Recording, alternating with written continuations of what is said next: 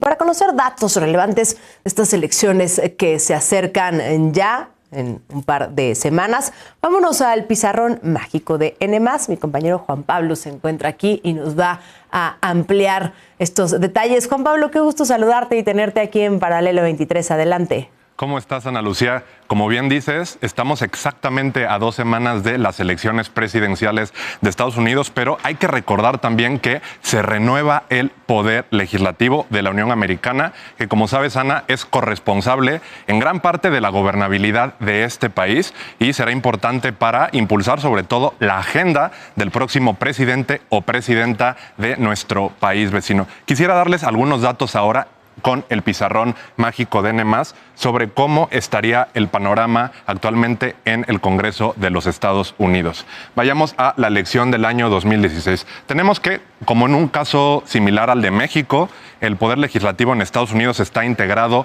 por 2 cámaras. Por un lado tenemos la Cámara Alta, el Senado, que está integrada por 100 legisladores, 100 senadores, es decir, Estados Unidos tiene 50 estados, cada estado tiene 2 senadores. Por otro lado, tenemos la Cámara Baja, conocida comúnmente como la Cámara de Representantes, integrada por 435 legisladores.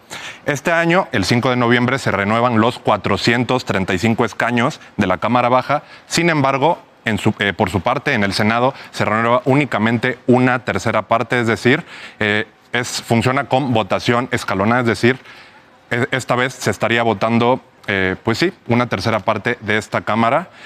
Estamos viendo en pantalla el año 2016, año en el que, recordemos, fue electo el expresidente republicano Donald Trump. Vemos que llega con una,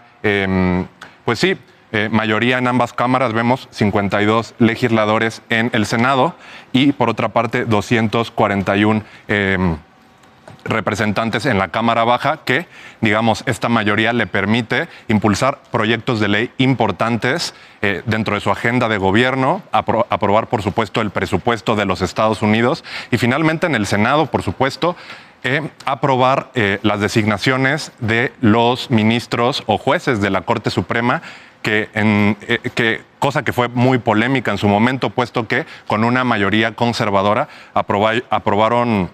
derogaron leyes y proyectos del pasado aprobados por gobiernos demócratas, como por ejemplo el caso de Roe v. Wade, que permitía el aborto a nivel federal en los Estados Unidos. Si vamos 4 años después a la elección del año 2020, vemos que los demócratas recuperan terreno importante. Ese año es electo el presidente Joe Biden.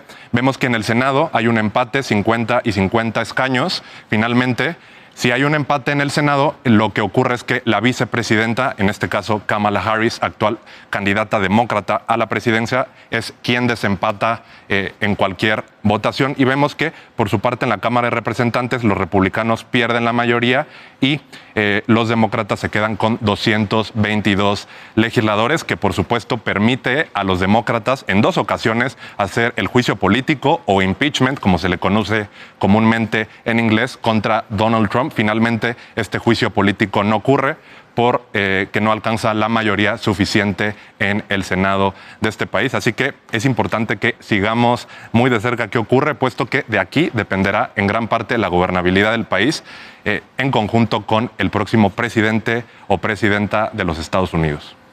Así es, cómo va a llegar acompañado, cómo va a estar conformado su Congreso. Juan Pablo, muchísimas gracias.